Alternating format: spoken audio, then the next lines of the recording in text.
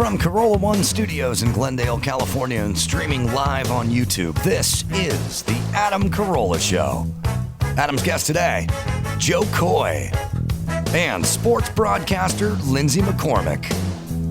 With Gina Grad on news, Bald Brian on sound effects, and Dave Damashek's here for good sports. And now, the opposite of ASMR, Adam Carolla. Yeah, get it on. Got to get on. It's to get a minute to get on. Thanks for tuning in. Thanks for telling a friend. I want to thank Rocket Mortgage and Dos Equis and Custom Ink and Castle for sponsoring this half of the show. Good day, Gina Grant. Good day to you. Handball, Brian. Every child deserves the right to be hugged. Jo Koy in studio. Jo Koy, I heard secondhand, sold out the Fabulous Forum. Sold it out. And I saw you post it, I don't know, 5 days ago, a week ago, and I thought, that's a big venue, and mostly it's in Los Angeles. So Los Angeles is a tougher ticket for most comedians. No, you have to sort of travel to sell out those bigger venues. Be appreciated. And when you come back to L.A., so sold out in what period of time? Pre-sale, we were already at 90%. And then we did a general, and it sold out. How many tickets are we talking about? It's crazy. It's even crazy. I get chills even talking about it, but it's a little over 13,000. Oh, my God. Well, geez, I hate to... And that's when you set the stage up at the end. Yeah, right. You can have configure it in a certain way. But so I'm doing the traditional end style. A lot of are doing the in the round. Right. And I'm doing that in a couple venues, but I do prefer the end stage. Now this begs the question, if the first show sold out this fast, is it in February 2020? February, yeah. You know what else? You got to put a second show on sale, Is right? that crazy? That's crazy, but you do, right? We're thinking about it. But you know, here's another one, Adam. The same day we put on Chase Arena, which is where the new Warriors, the new arena for the Warriors. So they haven't even played there yet, and that sold out in one day. Wow. Unbelievable. I love this story. Is there a difference for you playing venues that size versus playing clubs in terms of the act, the material, gesticulation, things of that nature? I think it's just my speed is a little faster. My energy is a little higher, too. So I'm talking to a lot of people in like section 300. You have to fill an arena with your energy. Yeah, exactly. Right. So I amplify. I go left, right. I don't stay in one spot. You know, at the improv, I tend to stay right in the pocket and talk to the people in the front row. Do a lot of unbelievable. You're like caged tigers on the prowl. Is this? And I know Netflix and the Netflix specials and all and word of mouth and everything else. Is there something else? Is there some other component to this? Is there some component that involves, a technology? Is there something? I know I sound like a grandfather now, but what I'm saying is how's the word getting around so fast? Where's everyone going? Is it Instagram? Like what is going on that people find it, get it, and it goes this quickly? Man, I don't know. I was always doing good numbers, but I think I'm just gonna say it. Netflix. If they didn't give me. Well, they didn't give me the special. You know that. You went and got it. I paid for it myself. But I mean, but after that, and no disrespect to Netflix, I'm glad. I love Netflix. But the second one coming in hot. Oh my God, man! I saw a spike like you wouldn't believe. Wow. Well, I mean, so everybody. The last one in Hawaii. The last one I just did in Hawaii. Right. That's where the big spike came from. So everybody, you think about this. You go to Netflix. What year now? What year? That's my third year. What year do you go to them initially and say, hey, how about you guys give me some money and I'll do a stand-up special for you guys? What is the date of that first when I said reaching out to them? It was 2015. 2015, so 4 years ago, give or take. Mm-hmm. So 4 years ago, you reach out to them and you go, hey, how about you guys give me some money and I will deliver you a 1 hour stand-up special. Yeah. And they say, thanks, but no thanks. Yeah. Okay. And what was crazy, Adam, is I was selling out improvs across the country. Like, not just like a weekend. I was doing like 15, 16 shows in a row. Yeah. Like, I was doing like 8,000 tickets at an improv. It was like when they said no to me, I was like, huh? Like, what do you mean no? Like, I was like, I wanted to cry. Like, what do I have to do to prove to you that I deserve an hour? I always kind of tell people it's not what you know, it's what they know. You know what I mean? Yeah. Like it's like you try to get them to know what you know, and you think they would do the math, but they really don't. Yeah. Like they really don't. Like the executives sort of, I'm not into this or I'm not. It's sort of like I always say this. It's like when some guy's like, you heard of that band Jaguares? They're selling out soccer stadiums in South America, and you go, no. Well, they sell out soccer stadiums, and you go like, yeah, well, there you go. There you go. I don't even like soccer, so if it's off your radar, it doesn't exist. Like it's like they literally, and I don't know if they think you're lying or they're not interested. Yeah, it was weird. It really hurt my feelings, and I just couldn't. I was even offering him, Adam, like, I'll fly you out. I kept saying that. I go, I'll fly you to San Francisco. Just see what I'm doing right now. I was offering, and then even that they were like, "Nah, we're good."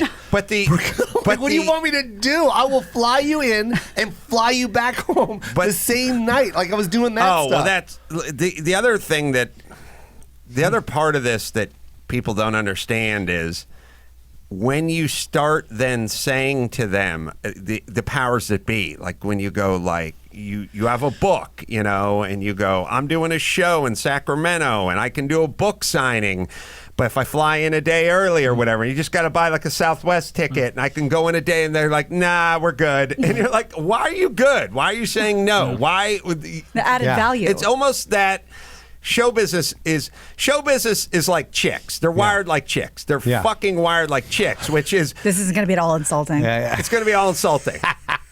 The dudes are wired like chicks, and the chicks are wired like super chicks, which is like the criminally insane. No, if Bradley Cooper comes up to the plump chick at the end of the bar and asks if he can buy her a drink, the answer's no because he walked over to her. He must be desperate. Groucho Marx here. It's gotta be your idea. You went to them. Yeah. You said, I will fly you over. I will buy you a ticket. You come to San Francisco. You see, and they're like, oh, that's your idea? You must be desperate. Yeah. It must not be good. Our job is convincing people to do, like, we have a job. We have to convince Alec Baldwin to do a game show. Yeah. That's our job. You showing up to us and convincing us of things, not interested because you showed up to me. It was your idea. So 4 years ago, you do this, and most people would go home and they'd be angry at Netflix, and they'd go, screw those guys. And blast them on Twitter. Which isn't, all right, that's fine for the drive home. But at a certain point, your end game is you want to get on Netflix so that you can have exposure, so that you can sell out these major venues. So you do what then next? I look at my manager and I go, we got the money. Well, he was the one we got the money to do it, so let's just do it. And I was like, oh man. I'm like, all right, let's do it. I did not want to invest that much money into a special. Right. And then I was just like, you know what? Yeah, let's do it. But I was mad. I was mad the whole time. I was mad that I had to hire a director. I was mad that I had to scout locations. I was mad that I had to pay for the logo behind me. I was mad every time. Every time they said, this is going to cost you this much, I was like, okay, yeah, just add it. It just got to the point where I was numb. I was like, all right, add it. But it's like a wedding when you get towards the end. It's like, well, we also need that fine. Just put it on the tab. Several $100,000 Okay, out of your pocket. Maybe not. So now, more than that. Oh, my God. Well, you always wince when I throw out the numbers. Yeah, so. I do. So I also tell you to stop talking about it, Adam. But it's several $100,000 out of your own pocket to a group that had already expressed to you that they're not interested in your product. Yeah. Okay. That's why when I tell people, like, when you're so quick to hate on somebody for their success, but why don't you find out their story first before you hate on what they're doing now? Like, everyone's so quick. Oh yeah, you're successful because Netflix gave you a special. It's like, did they? Or did I get my own special? Because my son was asleep in the green room, and while I was telling jokes on stage, I was like, in my head, like, I'm broke. I have no money. And the person I want to sell to already said no. Like, all that was on my back, my shoulders that night. Like, I was just like so depressed. Like, if I would have had a horrible set that night, it would have been done. There was Right. no way they were going to take it. So you go out, you shoot it. Where'd you shoot the first one? The Moore Theater in Seattle. Oh, right. That's right. Of course. Beautiful theater. You shoot it. You have a director, you have a cameraman, you have everything else. It's super expensive. Yep. You whack it into about an hour. Yeah. You submit it to Netflix. Yeah. And You know what's crazy is we tried to get a play, and then and no one was offering. We got a couple offers, but they were too low to even cover the expenses that I paid. Yeah. So I was like, I can't use that. I'm not. That's okay. And then finally we went to Netflix, and we were like, look, just look at it because it's good. I go, Right. I knocked it out of the park. And then the minute we put it on their desk, they said, don't shop it around anymore. We're gonna put in an offer. But then that took almost 4 or 5 months. Right. And then they said yes the day before Thanksgiving, and I cried in the car. As you should. Yeah. You Tryptophan, man. but Yeah. you I was bet crying hard. You bet on yourself. Yeah. That's the point. I don't think people know that in everyone's story there's some point where they bet on themselves, and it's not just about believing in yourself. It's about putting up a ton of cash. Yeah. Oftentimes, Yeah. whether it's a small business or a stand-up special or whatever that is, and you have to be willing to do that. And then you also have to have a very realistic assessment of yourself and your talent, because if in fact you're not as good as you think you are, and you go out and shoot that special at the Moore and it's a subpar product, then Netflix and nobody else is interested, and you're out hundreds of thousands of dollars and there's no buyers. Like, you have to have a realistic relationship with your talent and your ability. Yeah. That was. You know what else is crazy is they put in a low offer. Right, so the initial offer was so low, and They're not dummies. And my agent was like, "Okay, I'm going to counter," and then they countered, and I go, "Just take it," because I just wanted it to be on Netflix. That was Right. all I wanted was Netflix. I care less about the money. If I take less than half, then whatever, just get it on Netflix. And he goes, "No, I'm going to go back in and get a counter." He went in and got a counter, and already my heart's pounding because I'm like, "How about if they walk away?" You know what I mean? Like, we put in a counter, like, you know what, we're good. So he puts in a counter. They come back with a counter, and he countered again. And I go, I don't want to say his name, but I go, please, just take it, man. I don't want to lose this. Like, I really, really want this. He was begging betting him. on you when you weren't Yeah. betting on you. And he was like, "Listen, Joe, I think I did right by Dane Cook." And Billy Joel, I think I know what I'm doing. Now let me at these guys. Power agent. That's right. So, but here you are. Yeah. And now you've sold out the Forum, which is obviously where the Lakers played all those years. And, It's amazing, man. It's amazing. incredible. When I walked down that hallway, right, because we went to shoot that video, I shot a promo there, and I was walking down the hallway to go to the stage, and it's just every name on the side of the wall. And it's like Aretha Franklin, James Brown, Michael Jackson, the Jackson 5, AC/DC, Motley Crue, Elton John, Bruno Mars, Travis Scott. And it just keeps getting Whitney Those Houston. dudes aren't even funny. And Joe, to your point. And then they said, this is where we're painting your name. Yeah. Wow. And to your And I'm point, the like- only two things I've ever seen, the only two people I've ever seen at the Forum are Prince and the Dalai Lama. What? And then Jo Koy. Titans of industry. The trifecta. That's right. And That's who so opened cool. for who? That's the real That's question. funny. So, all the kids listening, wanting to do something in their life or their career, understand there's always setbacks. People don't hand things to you, and you got to go out there and get some for yourself, like Jo Koy. Thank you. Just did. Can I just say one more thing? I'm done. I called my manager when I was on the road, and I can show you. I'll prove it to you. But I wrote it down on a piece of paper, the places I wanted to play in 2020, and I said Staples. Which is there was a toss-up because Staples put in an offer, but they gave me the wrong date. They gave me a Tuesday. If they would have gave me a Saturday, I would have been over there. But the Forum offered the weekend, and I was like, well, then I'm going to the Forum. So I said that, and then I also said the Dar, which is where Eddie Murphy played, where he shot Delirious, which is the special that like made me want to become a comic, and it's like 7,000-8,000, whatever. It's sold out in less than a day, and we added a second, and it's almost sold out. And I'm Where's just like, that at? It's in Washington, Constitutional Hall. And And it's just like, unbelievable. I'm like, wow, man, this is real. It's really happening. Wow. Max Pata had a clip. Of, I said one more thing too. I'm sorry, Go Adam. ahead. I said Radio City Music Hall, and that's almost done too. Oh, damn. Yeah, so those were the three. I said I want to play these in 2020, and I sent it to my manager, and he goes, "All right, we'll work on it." And we put it on sale, and all of them were almost sold out. well, the DAR sold out, Forum sold out, and radio is at like 80-90%. well, you can.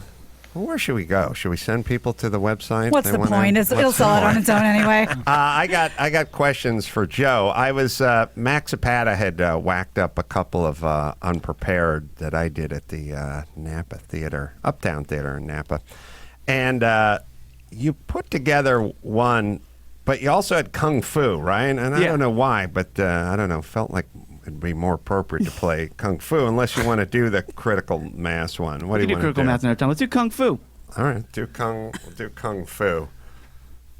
This is Taylor pulling the balls out of the hopper. That's my The job. next one is Kung Fu.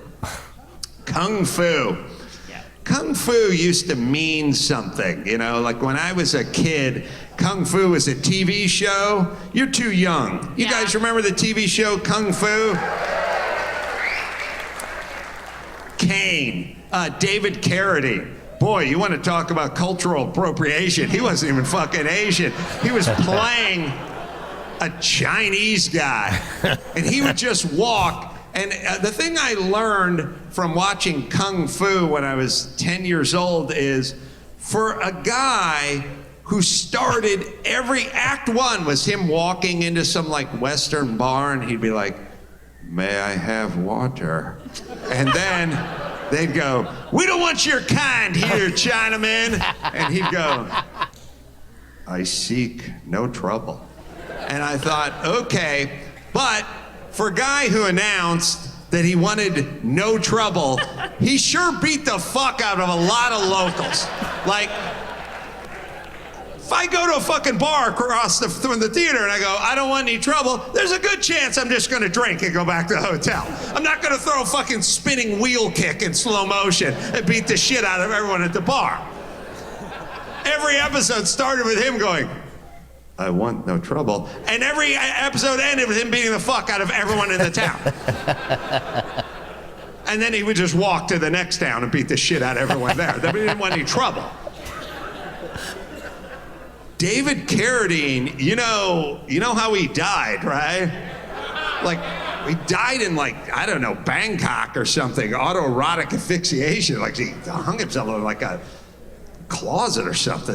I gotta tell you, can we have some goddamn dignity? Like, whoever found David Carradine with his dick out hanging in the closet in Manila, that fucking person should have put him in a red, white, and blue gi and laid him down on top of the bed and put nunchucks in his hands and went, "That's how I found it. That's how I found it." Yeah, man. Let's make this pact right now. If I die beating off and any of you find me, fucking put me in the red, white, and blue gi and just lay me on the bed, would you please? That's great. Kung Fu. That was great, man.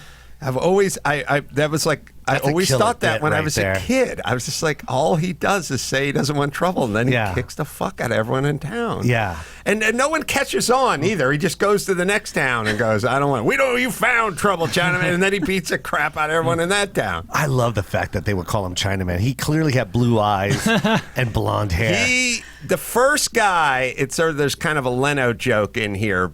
I think it's a Leno joke, but like if you'd ever watch Star Trek and you go, "Who's that new crew member?" That's the first guy to go. No, always. Yeah. Right? Yeah, That's he's the first guy. expendable. Yeah. He's going. Yeah.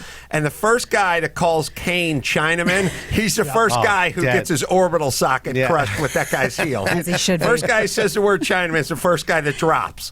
That's how that works. I knew that watching the show. Should have used some other slur.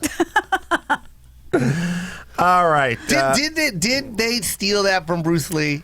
Because that was in the long. Bruce Lee. That was in the Bruce Lee story. Chris, you know what I'm talking about. It's a long held trope. Chris, you know what I'm talking about. Listen, Bruce said he came up with that idea, and then he he gave that idea to a network exec, and they said, "Yeah, we want you to do it," because it was supposed to be Bruce going from town to town. Oh, it was. And that would have made more sense when they called him Chinaman, because that would be right. Right. Yeah. And then all of a sudden he noticed that they gave it to David, and then he was sitting at home, and then that show came on, and he was like, "That's the show I pitched." That had to be confusing for so many reasons for him. Yeah. Supposedly he developed a concept for a TV series called The Warrior, meant to star himself about a martial artist in the American Old West. Wow, that is a ripoff. See? And he would have all these flashbacks because he was like a Shaolin priest or something, and the blind. You know what's weird about the Asian guys when they go blind? When black people go blind, they put on sunglasses. Yeah, man. When Asian guys go blind, they would stare at their weird milky eyes. Yeah. Could you guys get some goddamn sunglasses so we don't have to go through that indignity? It's grossing us out. You never see the Asian master wearing the Wayfair. No, never. No, he's got the weird milky eyes. Like, Milky eye. The dead eyes. When Makes you more see mystical. like the black jazz musician and he's blind and he's wearing the glasses, do you ever go, "Oh, bullshit, let me see your corneas"? Like, we believe him. We believe you Asians. Yeah, the Put Asians some have two sunglasses beautiful on. marbles in their eyes. His master was a blind guy who would always, he would ask him to, like, snatch the pebbles from... Hey, snatch marble from hand. Oh, yeah. Right now, no, don't talk. Well, you're Just- blind, right? Yeah. Oh, where are you? I already have the pebbles. You pulled no. Skittles out of your pocket. Hold on. I put hold on. Skittles in your Listen, row. David. Yeah. Caine. You call me Caine. Caine. I'm sorry. Yeah, David's. My mom calls me David. Yeah, I understand. Caine. Listen. Yes. When I say go, then do. Don't do before I say go. Yeah. Then it's not skilled. You're blind, right?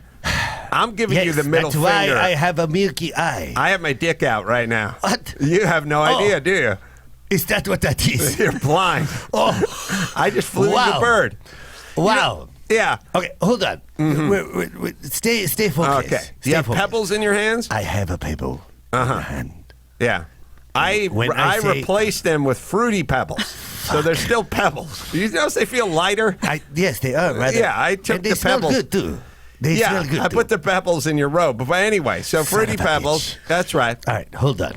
Please Hey. stay focused. I'm trying to teach you. Oh, I Kung Fu. got a God damn question. it. Is there, What? Look, don't get me wrong. I like all the rituals that are going on here, yes, and I feel like I'm really developing a warrior spirit. The part where we stuff our hands into hot, scalding sand. Oh, that's good for your hand. Make Yeah, it strong. I think I could just kind of hit the heavy bag a little more and get a tougher hand from doing that. The hot. That's tough, and the branding too. When we do the Must inner brand palm, to where let we the brand. people know where you learn your kung fu. I don't know. Maybe Look you're at my hand. blind. Look Maybe at you my- haven't heard. This isn't a black fraternity. You understand? We don't keloid like others. You see what I'm saying? It's kind of a waste of understand. time with the. Omega Pi. Yeah. Omega I'm not Pi. going to the NFL. Okay. You know what I'm saying? Yeah. All right. Anyway, pebbles. Sterling Sharp had Yeah. Omega Pi. Oh, he was also Kung Fu master. Yeah. Let me ask you this. Sterling Sharp, his brother, The the other nickname one. Grasshopper. It doesn't really instill fear into the hearts of my people. It's a grasshopper. But have you ever seen Grasshopper move? It's a drink that gay guys drink. They sit around. They destroy crops. Yeah. What about like praying mantis? You know what I mean? Like I feel that's a we move. already gave that name to someone else. Karim Abdul-Jabbar. Oh. He's Barry Mantis. Oh well. Yeah, what about so- like dragon or? Oh no, Dragon is the guy that created the show. Bruce Lee is a dragon. We stole this show from him. But it's got to be something better. We I want mean, to give you the proper name since you stole the idea from the great Bruce Lee. Oh, we you know, want my to call agent- you yeah. Grasshopper. Yeah, you jump around like an asshole from grass to grass. All right. Just like a untalented, no kung fu having asshole that steals show from the great Bruce Lee. Yeah. Well, Yes. listen, you Bruce. are a grasshopper. We wanted to call you asshole hopper. Yeah. Okay. Now it's getting insulting now. Sensei. Now listen. They And say by the way, a grasshopper. Shaolin priest is a priest. I don't think you should be using that kind of I language. understand, but our Lord said it's okay to call an asshole an asshole. Okay. Well, look, And you, my friend, are an asshole. Bruce is driving the Lincoln for the Green Hornet guy. I think he landed on his feet. You know what Okay, I'm but saying? I understand. Okay. I understand. But Yeah. while he was driving the car around, he came up with the idea for Kung Fu. And then we all got excited that Bruce Lee would be the lead actor. And I then- read his pilot. and I then read the pilot. This blonde hair burai asshole come okay. walking and Well, wanted first to be off, called a dragon. Go I fuck have a yourself. great grandfather on my mother's side Okay. that has some Korean in him. So don't Okay. call me a What does that non-Asian. happen to do with the Chinese? Korean, Chinese, Japanese, that's whatever. not It's all the the same same with you, mess. you son of a That's shit. the same shit show. What do Oh, I care? you, all right, fuck now, you. this is someone else for us to beat in a war. Now listen to me. Listen to me. I didn't want to have to turn this way. I read his script. Yeah. Sure, it was about an Asian guy who was a master in kung fu, and he wandered Western times, finding love and beating foes. But this is a totally different concept. It's the same exact concept. You don't feel weird every time a cowboy look at your blonde hair, blue eye, and call you a Chinaman? Look. You don't think that that's weird at all? Yeah, can I say this? In the script, in the pilot, that your hero, Bruce Lee, wrote, by the way, he was wearing flip-flops when he walked through the desert. I'm barefoot, so it's a totally different concept. You son of a shit. You are a son of a shit. We have a Look clip at me. of the master talking to young Caine in Kung Fu. We just heard it. 1972. We just heard we it. just heard it. Sorry. See you aside. Master, you have said that we are to make ourselves one with life. As the leaf flows with the river, it does not hold it back. It makes not even a ripple. Should not the branch then be left as the wind has left it? If I do not help it to heal, it will wither, never to bear fruit for the birds to eat. Would you have the birds go hungry? No, Master. But if we help, how then are we like the leaf on the river? Do what must be done. But Master, how will I know when to be like the leaf and when to do what must be done? What do you think? Guy could use some sunglasses. The way to do is to be. Yoda. Now, let me look. Makes a lot of sense. The way I don't need to to do is to be. Why I did don't he need have to the Queen's explain English? myself, but this role was originally they'd suggested Nipsey Russell for, Oh, and I come said on. calling that guy master Yeah, over and that's- over You're a again, it was son going to of a be bitch. problematic. So it could be a lot worse. All right, you want to talk about cultural appropriation? Yeah, we had the guy from Blazing Saddles. What the hell's his name? Not Gregory Hines, but Yeah, no, the other guy. yeah, the other guy. Cleavon Little. Cleavon Little. Yeah, he was originally slated to play Caine, so this could be a lot worse. Listen all right? to me right now. Mm-hmm. You really know Kung Fu or you just actor? I do it in slow motion. Oh my God. Did you see that? Oh my God. Now watch me do it again. Ready? Wow. Okay, listen, I got Come just millimeter from your eye. Jesus Christ, and you're blind. Where are the white women at? You're blind as well. Yeah. I tell ya! Oh no. Hey. I tell ya! Listen. Okay, I believe you. Look in your pants. No. What? Your dick is gone. My dick? What happened to my dick? I need you to snatch dick out of my hand. Come on. My dick. Snatch dick out of my hand. Jesus Christ, you went full If of... you can grab your dick, then you are officially master. You went full Lorena Bobbitt on my ass. All right. Flutes. Yeah. Continue flutes. Yes, I should be a... Snatch dick from hands. Ironic you're saying snatch and dick On in the the same count of sentence. three. You know? Okay. 1, 2, 3. Whoops.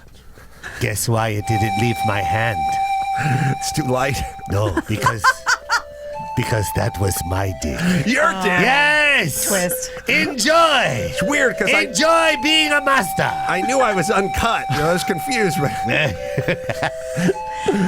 do we have the beginning of Kung Fu? The beginning of Kung when he Fu walks? shows him doing the branding on his wrist and like snatching the pebbles and doing the whole 9 yards. But Anyway, it doesn't have any kind of like Beverly Hillbillies theme song, right? No, Where it explains no. how he's wandering from town to town, not Come on, seeking Gina. trouble. This just is a asking for legit one. kung fu TV show, not a cartoon. yeah, it's not Gilligan's It's about real Island. life. My He God. thought he was only going to be gone for 3 hours. No. Oh, 3-hour tour. no. All right. Snatch dick from hand. Snatch. It's a show. Somebody said they were like binge watching it on going back to, I don't know, Netflix or Amazon or something like that it was on. And the guy said it holds up. Like it's still a good show. It holds up. The racism is still there. That's right. Palpable. It's casual race. Yes. Also, the fact that he would always find some love in town, Sure. too. There was always some gal that was, understood. Was intrigued. She was like an outcast, too, and they were both outcasts. Mm-hmm. And I don't know. Do you guys buy that theory? It's like, I'm an outcast. Like every cartoon I watched growing up, they're like, you're an outcast. I'm an outcast. I knew dudes who were fat. They didn't want to fuck other fat chicks. They wanted to fuck blondes, like hot models. They weren't like, hey, you're fat. I'm fat. Let's be fat together. Be like, well, no. I'll get a waif. I'll be a producer and I'll fuck a model. Just because you're an outcast doesn't mean you want to be with other outcasts. No. It's quite the contrary. You want to get in with the jocks. All right, when you have the beginning, you can tell me, Max Zapata. First, let me hit. Did you watch that show, Adam? I watched that show as a kid, and did you like it? I loved it. I mean, I had no choice. You know, there weren't other shows on. Yeah. You know, he didn't have a smorgasbord of Netflix shows and Amazon streaming and all this stuff. But also, Kung Fu and Billy Jack, the movie, weren't so far apart, and it made me think that martial arts and Kung Fu, there's That's the something. way. Yep. There's something to it. You know what I mean? Like it had a magical effect to it because they both it transcended physicality. Right. Like there was a whole thing. Well, like there's a spiritual aspect of it. Yeah, like when I was in school, if some dude was a yellow belt over at the YMCA, like you don't mess with that dude. Don't mess with that dude. He knows something. All right, I'll let Max Zapata see if you can find that. First, I'll tell you about Custom Ink. We're doing a cruise. Oh, it's coming up in a couple of days, right? Indeed. Yeah, super fans. Get those custom shirts. I got my custom shirts. They sent them all over here. Custom Ink. Ordering is simple. Website's really easy to use. So many options for products. Fast and free shipping. Max Zapata was wearing his, Adam Carolla. We got some hoodie, team jackets, windbreaker. North Face jackets. Very What? nice. Put the logo. nice. Wait a minute. You're gonna want one of those. Can I have one? Put the logo right on the front there. AdamCarolla.com. Adam, I swear to God, if you ignore me right now, can I have one? I don't know if we made it. I don't get. We get Adam, Joe one. stop Joe. it. Can I have one? Yes. Stop. Yes. Short answer, yes. We have one for you. Jeez. Adding your design is idiot-proof. Just upload the logo. They have so many templates in their design lab. Or if if designing's not your thing, their people do it for you.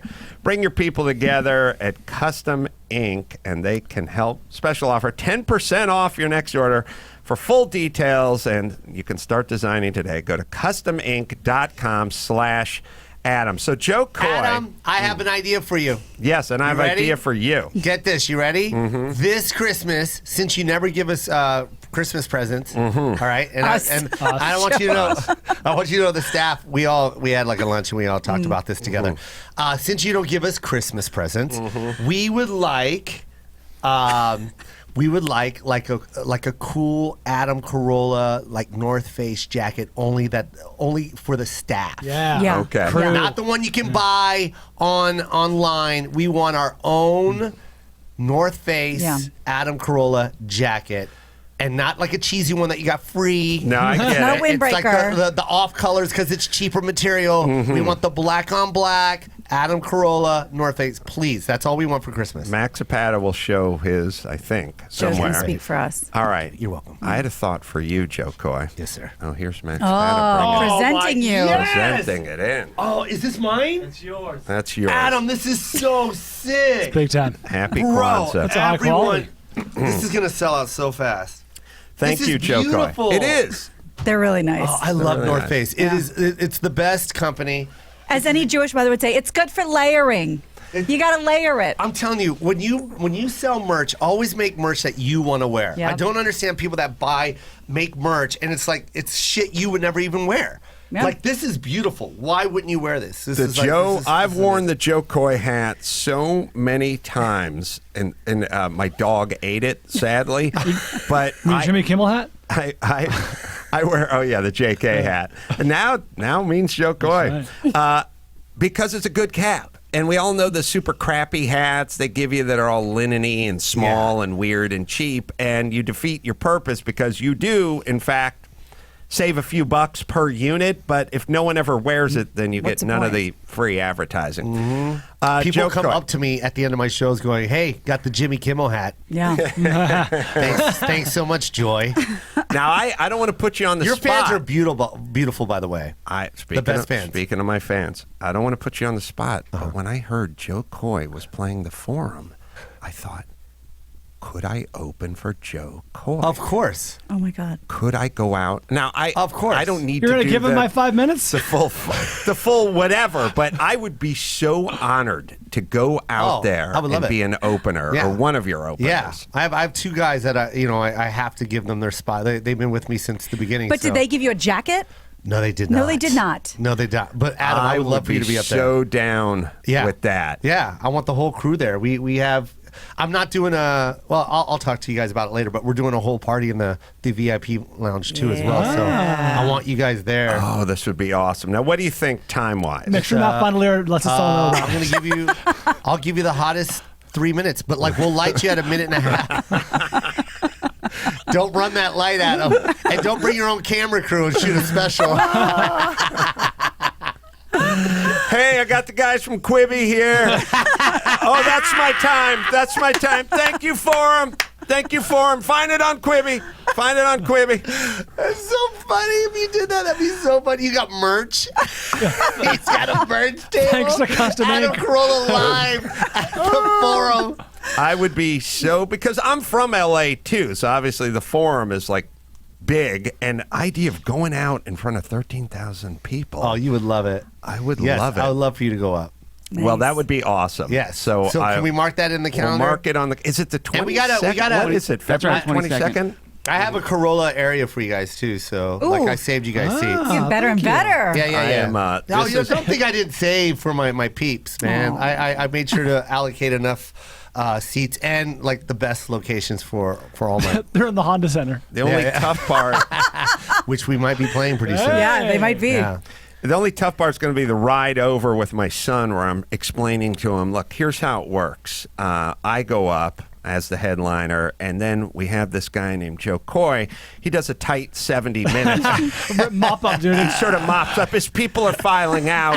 He tries to keep, it's like an ambient comedy They play going. music. They'll get people. Keep everyone's spirits up. Right. Yeah. Like, Remember, son, they're all here to see your dad.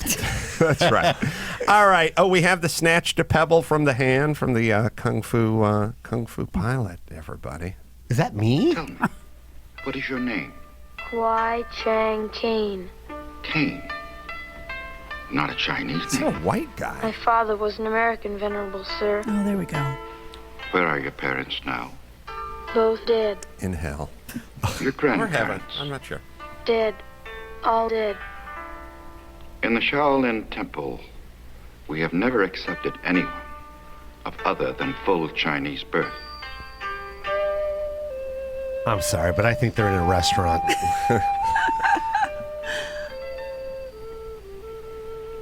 There is a first for everything.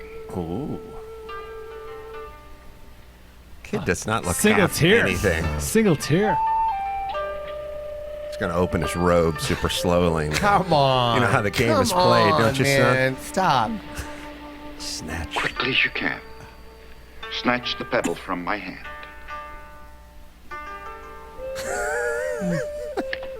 Can't do it. Didn't do it. When you take the pebble from my hand, it will be time for you to leave. Oh. Please excuse me. Now, see, if this was anybody I went to junior high with, they would intentionally not snatch the pebble for their hands, like well into their 30s. Yeah. And they'd be like, Ma, I'm still working on this it." pot roast is dry. Now draw me a bath. And then at some point, they'd be throwing the pebble at him, like, all right. Just pick the pebble up. Pick the pebble up. And leave. The mom plants the pebble while they're sleeping in his hand. Ah! Ma, here's some laundry. All right, so that was Caine and Kung Fu. I'm now excited about this whole forum thing. That's going to be awesome. Heck yeah. Oh, I love it. All right, so let's see. There's a guest here or other guest here. What are we missing with Jo Koy? International superstar. International superstar because he bet on himself and then executed after betting on himself, but also all that led up to betting on yourself. I feel like people bet on themselves a little too early. You got to lay that groundwork, man. You got to get out and sell out all those shows and log all that stage time and then bet on yourself. But you did that. You inspired everybody to do that. Like this whole podcast game is because of you. You're the one that did this out of a garage, and then you made enough money and built your own garage. I don't. Went to an even bigger garage. Into another garage. I like the garage setup. Well, I will say, and thank you. It's not, I don't look at myself that way, but I will say this. Everyone always goes like, how did you know it was going to work out? Like, how did you know spending hundreds of thousands of dollars producing and shooting and capturing and editing and lighting and everything else, your own Netflix special? How did you know it was going to work out? And the answer, no idea. No idea. And if you know, I think this is where the disconnect is. If somebody says, look, do X, Y, and Z, and it's all going to work out, and I'll guarantee you that, then anyone would do anything. Like if I said, look, sleep outside in your backyard on the ground for 3 days, come back in, you'll be a millionaire. Done. Everyone would go, I'll do it. Yeah. Nobody. See you in 3 days. Everyone would. But we're saying go outside, sleep on the ground, and then come back in, and you're probably not going to be any different. You'll just have some mosquito bites. Yeah. There's a chance, but probably not. Yeah. That's when people go, no, I'm not doing it. So what you did with your special, or what I did with this, was you're betting on yourself, but you still have no idea what the outcome of the bet's going to be. And the answer is do it because you're supposed to do it and would have done it anyway. Exactly, man. If you start weighing the outcome too much, it means you're not that interested in the process. Yeah. Like if you're weighing the destination, you're not weighing the journey. So the people who are sort of at the destination, Grasshopper, and thinking about what could be, you're there for the journey. And the good news is the journey will get you to the destination, but you can be enjoying yourself, or at least having an experience all the way through it. That was the best thing I've ever heard right there. That was TED Talk. That was good, man. That's exactly it, man. Like there's so many kids, the up and coming kids now. They just want it now. Mm-hmm. I'm so funny. I deserve this. I was like, okay, man. We all deserve it. Joe, I don't want to have to vet my set with you or anything, but I do just want to give you a heads up. So we're going to do a huge run through, by the way, for you. We're going to do a huge run. Well, then I'm just going to be upfront. I'm just going to be upfront. I take the first 20 minutes and I talk about... First of all, you're not getting 20, so let's slow that down. I said the first 20. You sound like Brian when he walked in. He was like, I got my 15 ready. I'm like, good. Do 3 of it. I take the first 20 and I just talk about how Herbalife has changed my life and how I think I think your audience would benefit from it. I really do. And I just talk about it, and it's not a hard sell. I hear you. It's not a hard sell. It's just, it's beneficial. Oh, God. And I think it would be for the 13,000. I feel like there'd be some benefit there. Yeah. And then we go right to the comedy set. Okay. It's just quick 20, talking about the benefit of Herbalife. It's a lifestyle. It's not just popping pills. We talk about that. It's not a pyramid scheme, by the way. You invite people to get into your downline. It's not a Ponzi scheme. It's infotainment. Right. Yeah. And then straight into the act. Yeah. Is there do you have a PowerPoint?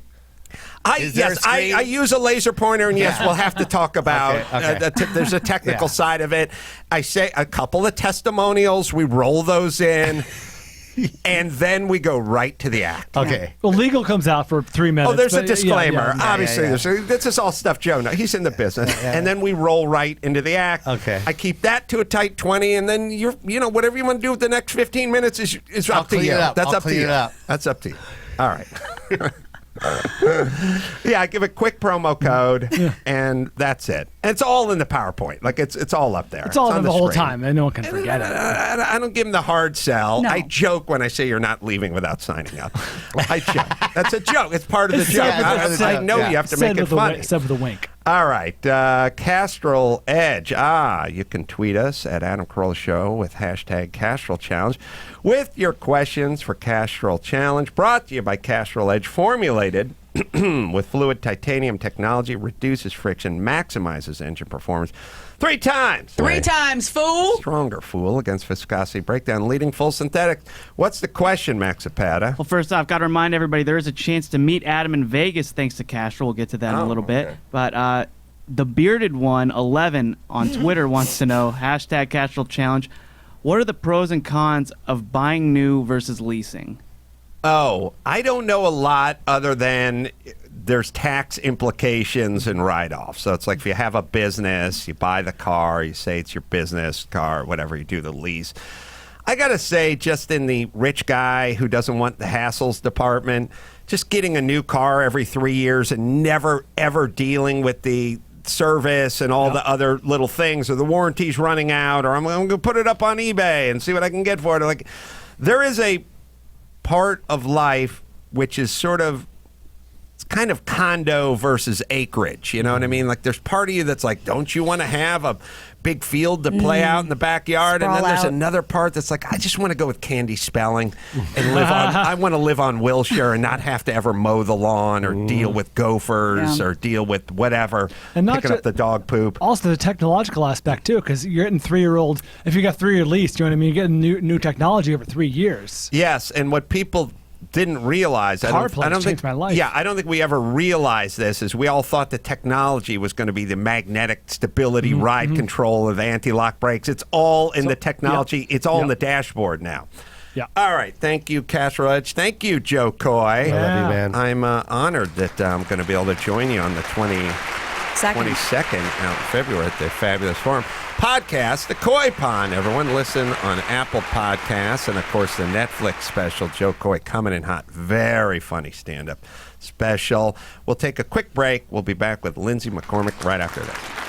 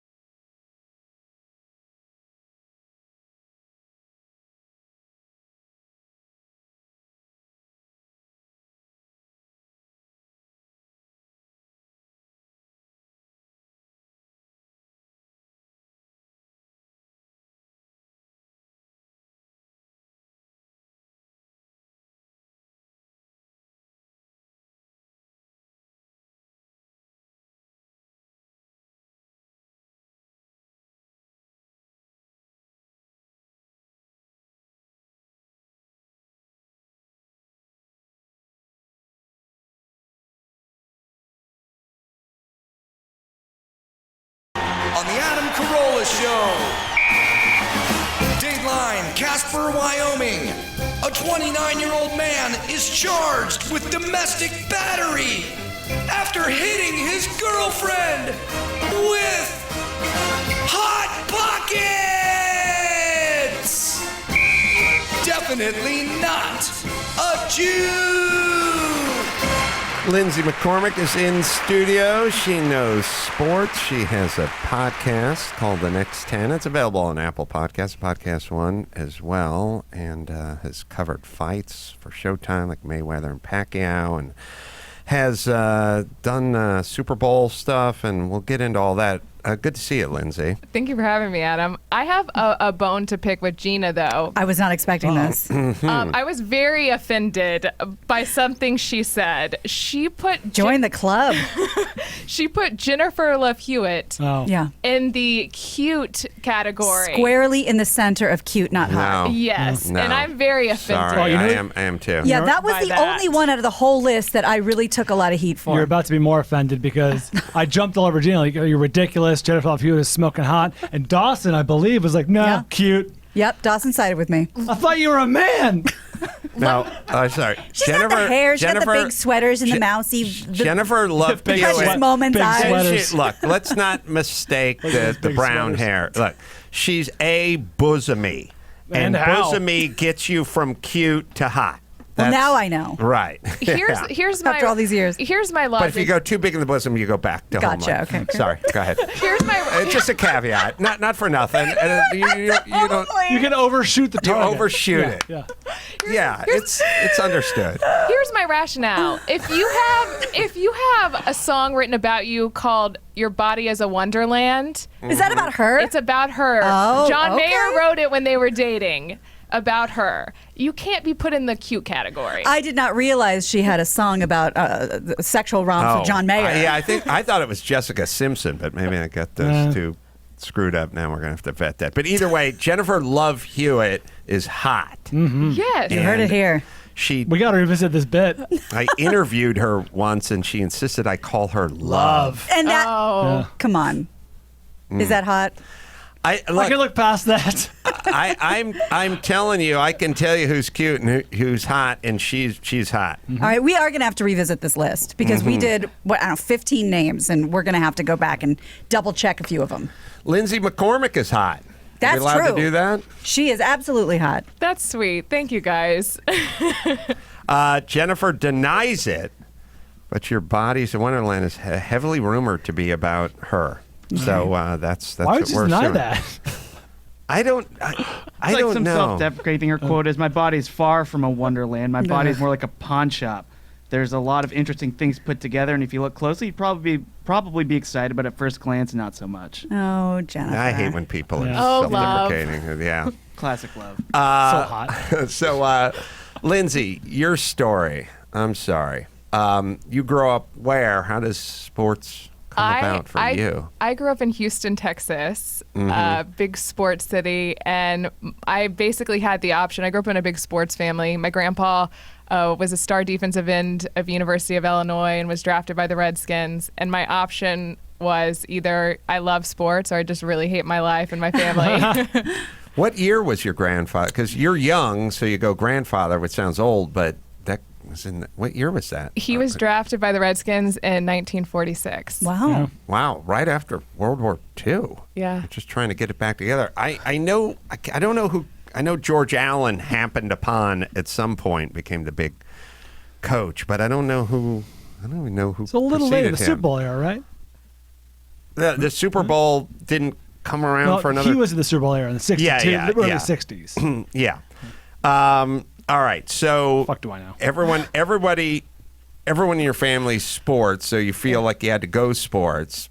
But does that mean you love sports, or does that mean you were just sort of guilted into it? No, I honestly love sports, and I don't know if it's just growing up around it and being able to talk smack with some of the guys, but I developed a passion for it, and then I realized I could turn it into a career. My feeling with sports is in a world where we're never where everything's sort of daddy's money, or you're going, Hunter Biden, what's that guy know about petrochemicals? You know what I mean? He's on the board of what? Like, and that's our land. That's our land. That's where we live. At the guy, rich dad, he gets the guy a job, whatever. Sports, it is all based on performance. Nobody ever accused anyone of playing because he was the boss's son or the coach's son or the owner's son. Like, it just, and on rare occasion it happens at USC. John McKay, J.K. McKay, his son played wide receiver, but he was okay. He deserved to be out. I mean, he was out on the field. You know, he made plays. Like, it happens on occasion. Once in a while at the pee-wee level, you know, the dad starts the son at quarterback, but once you get to college and pros, nobody's out there who doesn't deserve to be out there, and they're all the best in the world. Yeah. And nobody sits at home and goes, I could play cornerback on that team. Like, they don't. But you do that with comedy. You do it with acting. You know, that guy's. Or sometimes you go, that chick's just got the right look. Right. Well, esports, I think that's why it's so popular, esports, because everybody feels like, oh, I could do that. I could make that kind of money playing video games.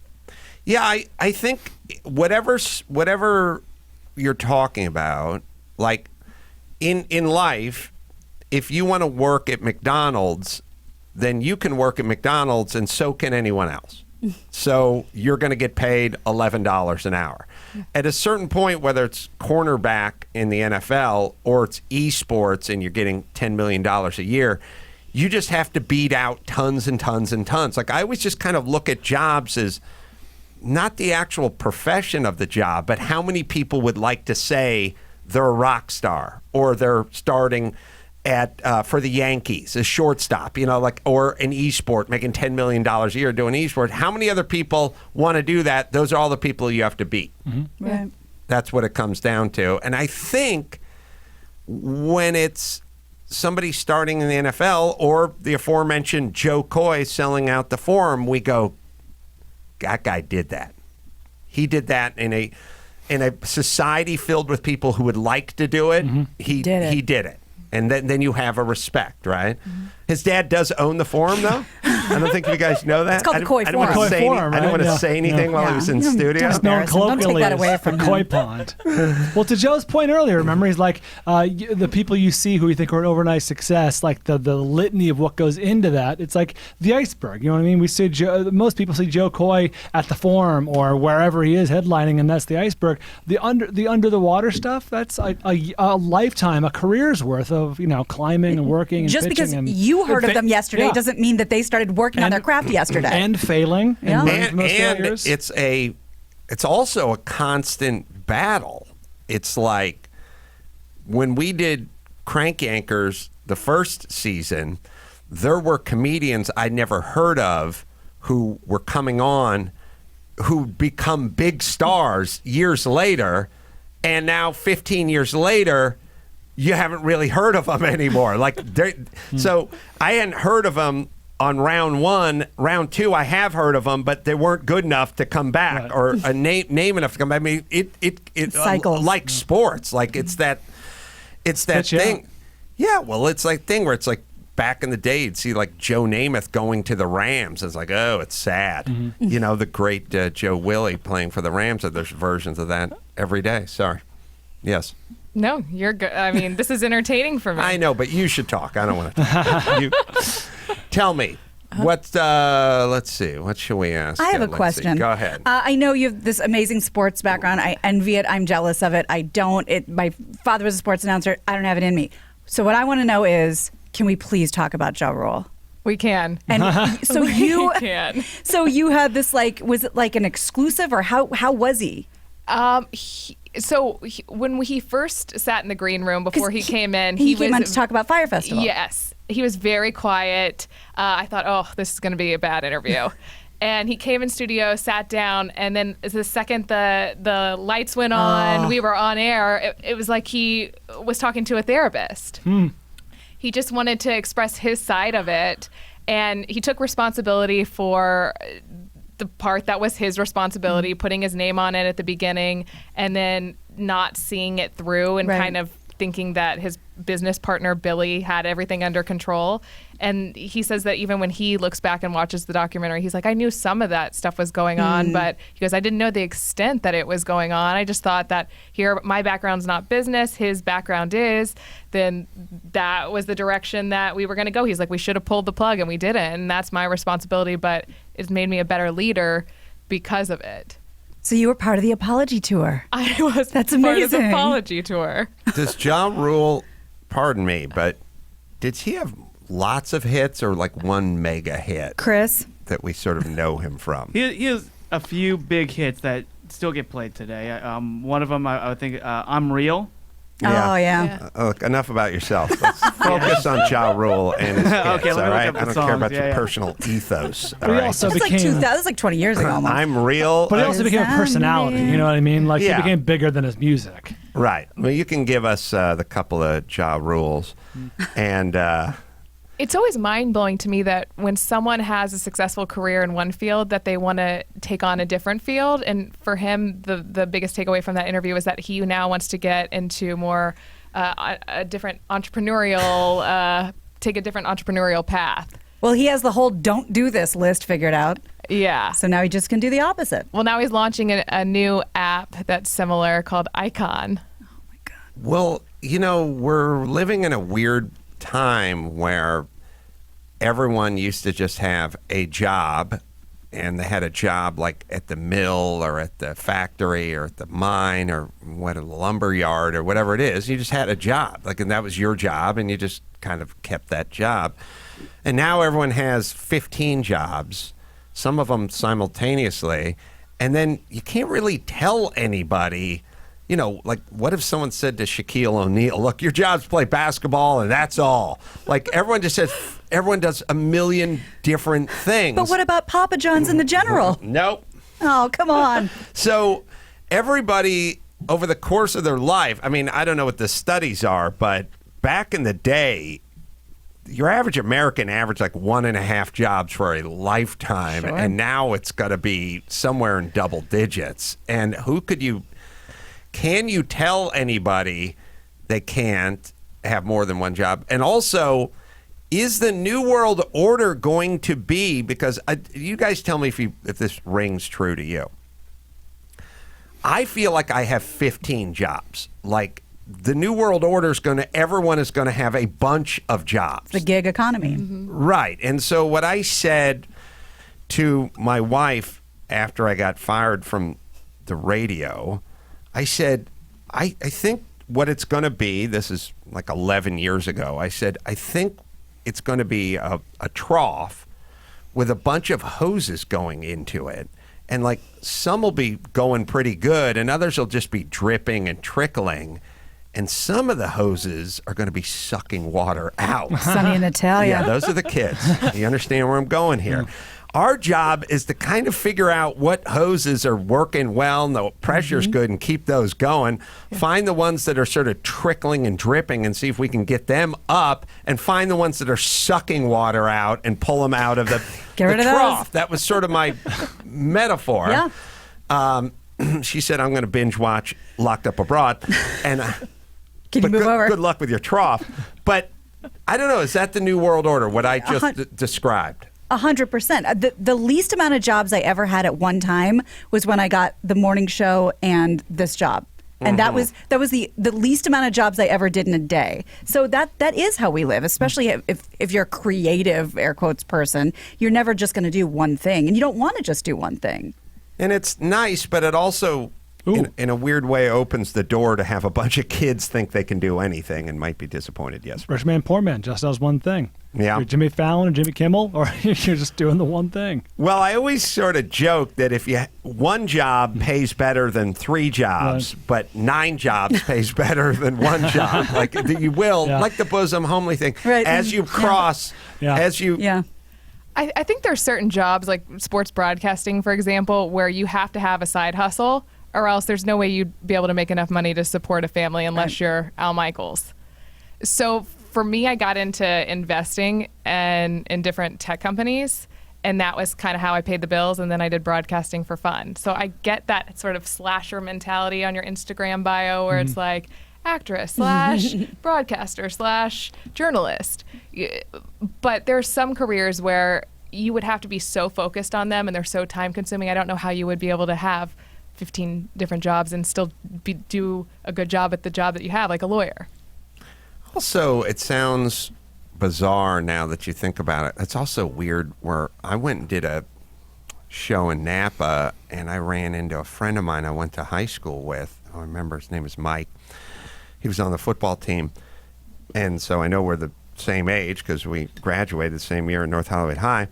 And I said, "Oh, hey, Mike, what are you up to?" And he said, I'm still a cop." And I said, "Okay, how's it going?" And he goes, I'm fixing to retire this year." And I thought, "You're retiring?" Lucky son of a bitch. And he's in good Max Patasoms, like good shape, looks young. Like, oh yeah, you've been at it for 30 years. You're gonna retire. And then I thought, is that good for him? Is that good for us? And then also, maybe we should adjust things a little bit now that people are living to 92. Like maybe this guy's strong, 8% body fat, like virile, do whatever he wants for the next 25 years. So I think we're going to have to adjust that. But then I also thought, like, what would that feeling be like just to be tenured professor at a college, just going to the same place every day, like knowing you'll never get fired, knowing exactly what you're going to make year in and year out, no highs, no lows, total security. Well, much like the iceberg analogy, it takes so long to get to be a tenured professor, for example, or even like I guess the cop.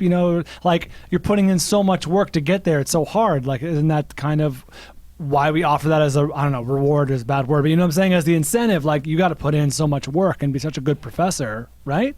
I don't know if you have to be good. You just have to be there for sure. Well, I don't know. I think you can get tenured in like 8 years or something now. Max Pata, to look for it in the UC system or whatever. But it doesn't even have to be professor. What about the GM plant anytime but now? People would work there for the rest of their lives. They've had houses and cars and put their kids through college. Yeah.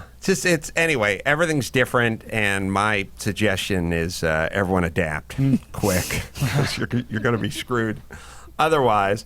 And when I was 19, I was signing up to be a fireman. So if I'd gone down that, not well, but if I'd gone down that road, he's about ready to retire. I'd be fixing to retire about now as well.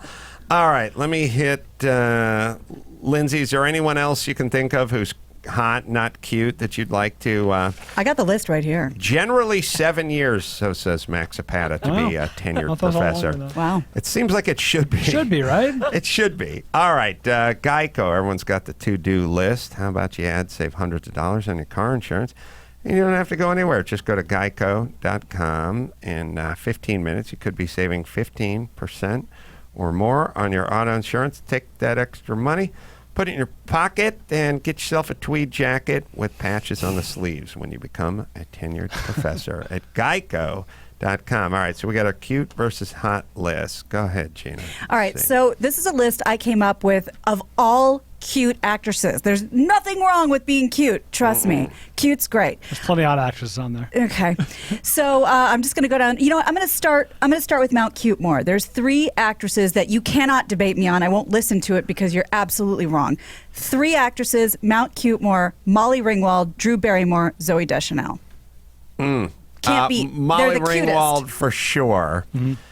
There's a definition of cute, I think, which is like, I don't know, sort of getting the most out of what you got, and I think she's that. Zooey Deschanel, I don't know. They call her adorkable. I called her cute. And wait, is it her sister that's hot? Yes, it is. Oh, that's what it is. From Bones. All right, and then there is Drew Barrymore. Drew Barrymore is I love. hot, but paints herself as cute. She works hard to be cute. She does the voice. She's approachable. She's like funny. She's self-deprecating. She does the Adam Sandler movies. Like, she makes herself cute. But you see hot through all of that cute facade? I spot hot. Oh, wow. Yeah. I controversially said she was hot. I said she had a good run of hot from about 1990 to like 1998. Oh, I'm not. I'm adjusting for inflation. Like, I'm not going for like the 44-year-old version. Sure. It's no longer. I'm just looking at them in their prime. This is what you know them as. If they made a postage stamp and put them on it, that would be the picture they would choose. Sure. Yes. Amy Adams. I think Dawson was the only one that said she was hot. Yeah, the red hair is tough. She's cute. And I do have her more as cute. She is very cute. Jennifer Lawrence. Never been into her. Yeah, it's not your thing. Not my thing. Emma Stone. What I would say a runner-up for Mount Cutemore. I had her as cute. She's bumping up against the rev limiter of hot, but she's still cute. That could also be personality-based for her. Lindsay, how say you, Emma Stone? I think she's pretty. Yeah, she's pretty. I don't That's know not an about. option. I Not really an don't answer. view her as cute or hot. And Jennifer Lawrence, it's her personality. She seems like one of the guys when you hear her in interviews. Yeah. So I don't think you could really put her in the cute category either. Yeah, that's a tough one. Anna Kendrick. Oh, she's hilarious. Oh, I have her. I have her in the quirky / cute. Yeah, not quirky in the helps. hot. Not in the hot. I love you guys are creating your own categories now. Yeah, you can't. You can't say pretty. We You can say can. quirky. Kirsten Dunst. Oh, not. Yeah, I don't know. I had her as I had her as hot. Yeah. Yeah. In the Spider-Man era. Oh, Well, Brian, let's not repeat your favorite era of Kirsten Dunst. stop it. You stop it. Spider-Man 2? Yeah. So kind of in the same. So how say you, Adam?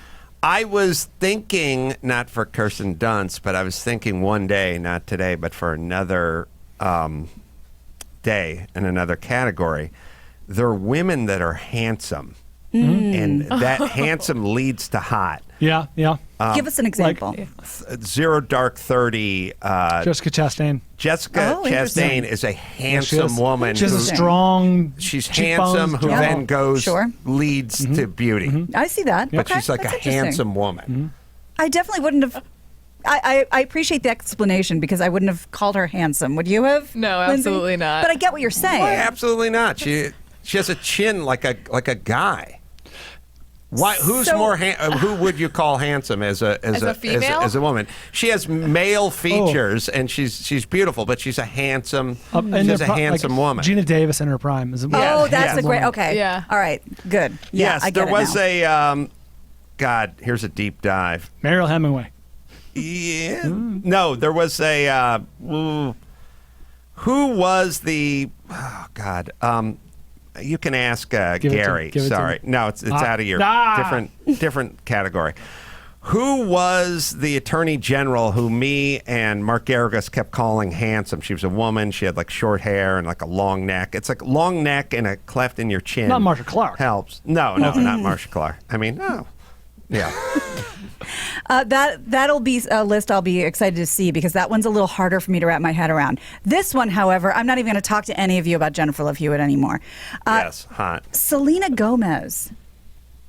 Oh. She's a child. Cute. She is not a child. She's over 21. She's cute with many of the trappings of hot, but ends up being cute. Yeah. Yeah. I agree. See what I'm saying? I do. Anytime you have a resume that includes Disney, Yeah.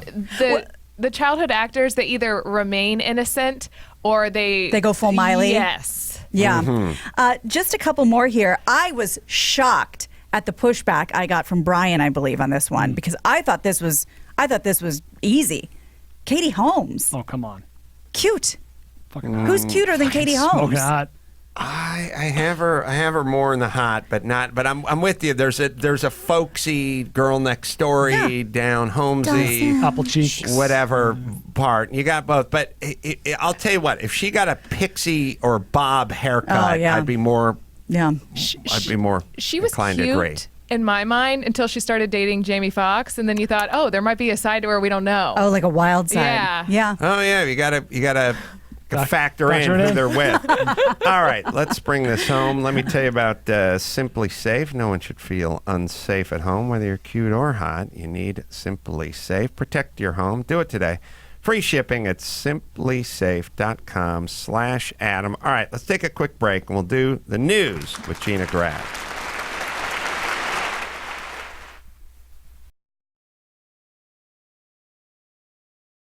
News with Gina Grad, breaking viral, all those crazy Trump tweets. Give me news with Gina Grad, trouble in the Middle East, celebrity drunk meltdowns. Need news with Gina Grad.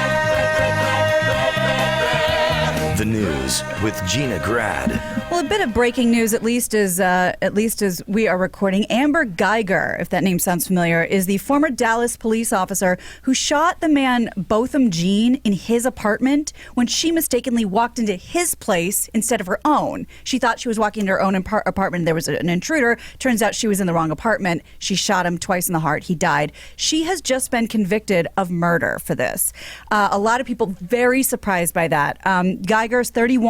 She faces 5 to life in prison. Wait, was she a cop? Yes, Yep. former police officer. So the jury had 2 questions apparently for the court before they reached their verdict, and they came to this verdict fairly quickly.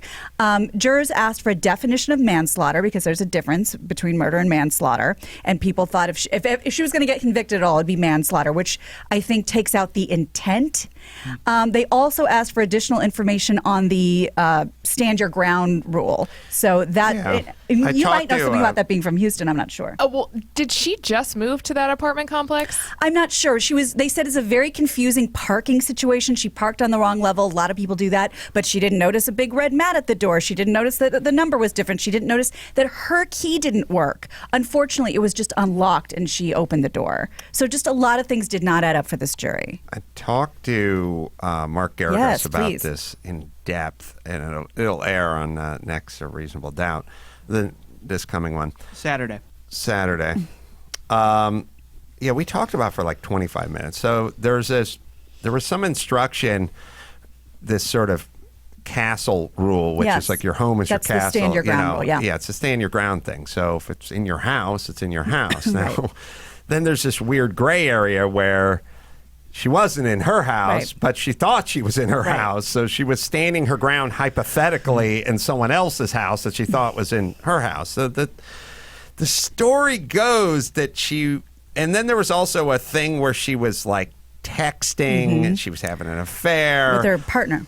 Yes. Garagos said he would not allow that. He wouldn't want that brought in as evidence, like because after she shot him, like she sent this text and showed she was callous, not necessarily malice, but like didn't seem to care. But so she went to the wrong unit, which what I was kind of saying to Garagos is, how do when you convict someone for murder, it's premeditated. Like there's something to it. So I was saying, like, did she know this guy? Did she have an argument with this guy? Was this an ex-lover? Was there's something, when somebody is getting divorced and then they find the wife dead, she drowned in the bathtub. It's like, But if she didn't know the person and is drowned in the bathtub, now it's like a weird thing. Like, how do you prove intent? That's why this is so shocking. So this conviction. She didn't. Now, many different angles. All right. So what I said, and Mark sort of agreed in it, is, of course, it's not intent. She didn't walk into someone's unit just to off them.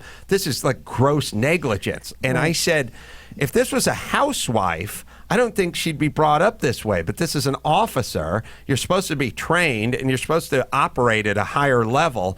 And so it's really gross negligence as an officer. I think if this was you and you had a concealed permit to carry and you walked into the wrong unit and were caught off guard and shot this man, you would not be brought up on murder charges. I agree. And also there's an element of he was black, she was white, and we need to kind of set an example of, hey, cops, stop shooting people. The question, there's like a couple things that I was asking, which is like, the door was open, which is everyone unlock your door when you go into your unit. Who knows what could happen? Just get into that habit, number one. Number two, when she noticed the door was unlocked, did she think somebody broke into her unit? Because there's a little difference here of, I forgot to lock the door and somebody's in my unit that she thinks is her unit at that point, and then she walks in. And now, he's watching TV and eating ice cream, by the way, not exactly threatening. Not that she took that in at the moment. No, but the place smells like pot and is very disorganized. You should be able to open the door and recognize this isn't my furniture. That's not. I don't smoke pot. Like a smell of pot. This place is a mess. You're asking people to process a lot of stuff in a short period of time. She is a bad cop. not bad like bad lieutenant cop, bad at her job cop. Bad things that would make a good cop. I don't think she was like, I'm going to go back to my apartment building and shoot an innocent man. And the reason I don't think that is because it ruins the person you shot. Their life is obviously ruined. Your life is ruined as well. Your life is over as well. Your career's over. Your freedom possibly over. So yeah, it was interesting too. I was listening to the Bill Handel show this morning, and Wayne Resnick, who I think it was Wayne, who used to do something that would I can't remember exactly what it was, but he would give recommendations, I think, for this type of crime. Mm-hmm. And I believe he said, personally, knowing everything we know about her, I would not recommend a prison sentence, or at least something this long, because given her profile of, nothing in her past or, whatever, she's not a threat to society at large in the way we put people away for life. And I hope I'm not misquoting him, but that's how I understood it. Well, the problem is the optics. There's been way too many white cops that have shot black citizens and gotten off, and we're going to need to make an example out of her. And it probably doesn't even help that she's blonde. So she's cute. I don't know if she's hot, but I call her cute. I gotta check my list. Hold on. And it doesn't help that she was having an affair with her partner, and that she was texting whatever, even though it's still neither here nor there, but make an example of her. And look, here's the thing about being really bad at your job. If you're driving a bus and it's filled with seniors and you're going to Vegas and you go off the highway and everyone dies, even though you didn't plan to murder a bunch of seniors or kill a bunch of seniors, you're bad enough at your job that we have a bunch of dead seniors. Correct. So there is a kind of a bottom line, which is, you are very bad at your job if you walk in. Now, the part where you're texting and leaving the elevator, I could see getting off on the wrong floor. And I could even see walking to the wrong door. And then I could also see the part where it's the door's open. Like, it's someone break into my apartment. And then you open the door and you have to process everything in a second, basically. But you still don't shoot dudes. Also, no one ever gets into this, but I think it's a real thing. We're constantly trying to get more women to be cops, but most women give away 60 pounds to your average dude. And a lot of dudes, there's a lot of cop dudes that are buff and they'll throw down.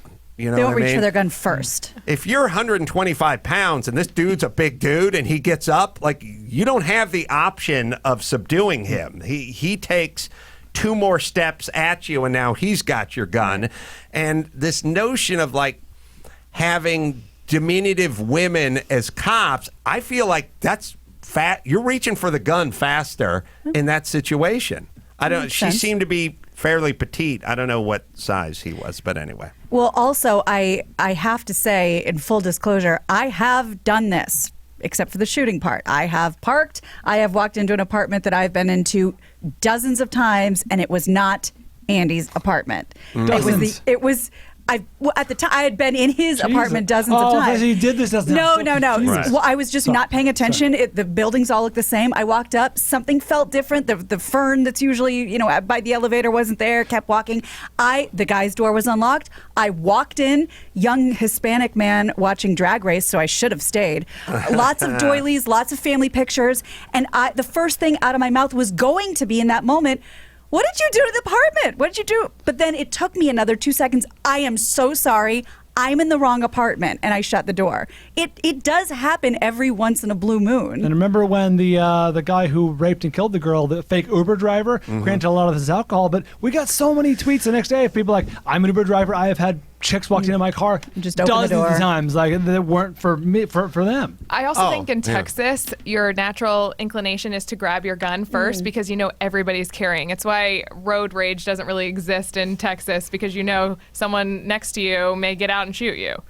They didn't. No one ever discusses this part. I'm the only one who ever discusses this part. But look, he's 6'1", 250, and she's $125. My feeling is, if somebody walks in your apartment and they got a gun and it's your apartment and they're 1,000% in the wrong, just sit and put your hands on your knees for the time it takes them to put their gun away. That part where it's he got up, he walked toward her, he was outraged. It's like, for just the second where they have the gun or whatever that moment is, just please let it pass. Just please. And then someone will go, she was 1,000% wrong. And it's like, she was. Doesn't make him 1,000% alive. She was 1,000% wrong. But in that moment, give it 8 seconds and just de-escalate. Then let her know. Then let her know. She'll and then, still be wrong after that 8 seconds. Get her badge number and sue her later. Like, we never do that. We always do that. Like, she needs justice and he did nothing. Like, granted, but just sit there and comply with whatever she's saying. And then people go, well, it's his apartment. Why? So he can be alive for later.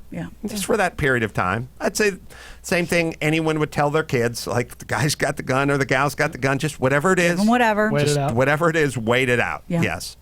Well, leaked audio comments from Facebook CEO. Now, look, if she just walked in the door and started shooting, that I am wrong. But if there was a command and a tussle and a non-comply, just comply, everyone. Well, she's wearing the uniform too. She just got off work. I mean, she in was she may have changed. I know, but I know she came from work. Oh, I didn't know if she was in civies or not.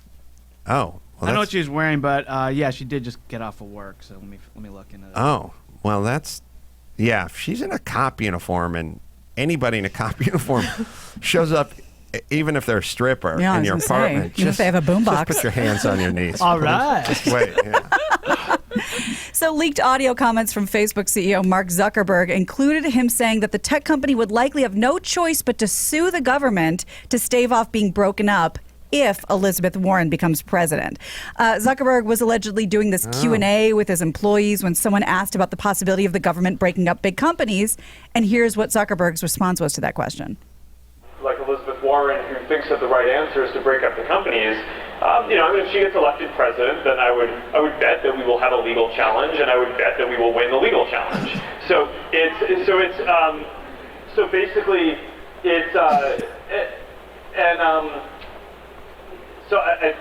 does that still suck for us? Yeah. I mean, I don't have to, have a major lawsuit against our own government. I mean, that's not like the position that you want to be in when you're. It's like we care about our country and like want to work with our government to do good things. And but look, at the end of the day, if someone's going to try to threaten something that existential, you go to the mat and you fight. So he publicly acknowledged that, that was him, and saying that he often shares openly what he thinks of all kinds of projects and issues with his employees. Does that get controversial? Well, you know what? I think it really took the heat off for him to be like, yeah, that was me. It wasn't. There's no cover up. This is just one of his feelings. But Elizabeth Warren responded, although I could only find a screen grab of it. So apparently she deleted it. Well, let's hear what Monopohantis has to say. She said, what would really suck is if we don't fix a corrupt system that lets giant companies like Facebook engage in illegal, anti-competitive practices, stomp on consumer private rights, and repeatedly fumble their responsibility to protect our democracy. And again, I could not find that tweet a few seconds after it was posted. Well, it's on, man. Yeah, it's on. So she was in uniform when Amber walked through the door. She was in uniform. I guess what no one really knows is, was she like drawing her gun as she was walking into what she thought was her apartment that was broken into? She said, because she said that the lock was open. She didn't even need her key. The door just pushed open on its own, so I think she was already alerted. Are you eating during the show? No. Sounds like you're eating. He's almost swallowed his tongue. We're doing a show. I don't know about you. You're with the ladies that lunch, but we're physically eating in here.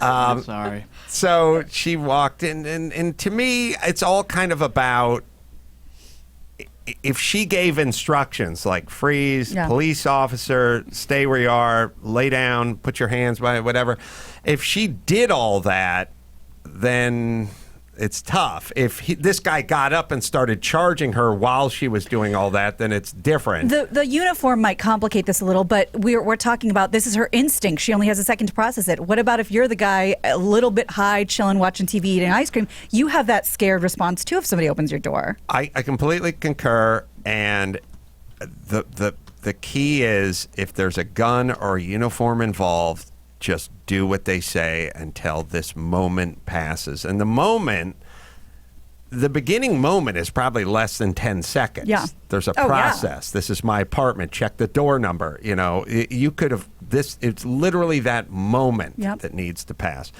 All right, let me hit for a moment. BetOnline.ag, NFL, weekly pick'em charity contest, NFL and college now, MLB playoff action. You can visit BetOnline.ag. Take advantage of the best bonuses in the business. Use the promo code podcast1 for a 50% sign-up bonus. Matchups, Week 5, Rams at Seattle. Ooh, I'm nervous. I'm a Rams fan. Baltimore at Pittsburgh. Goff threw, I think, like 68 times or something. It was a high-scoring game. He threw into the 60s number of passes thrown. Incredible. Anyway, Baltimore and Pittsburgh, Green Bay, Dallas, all coming up.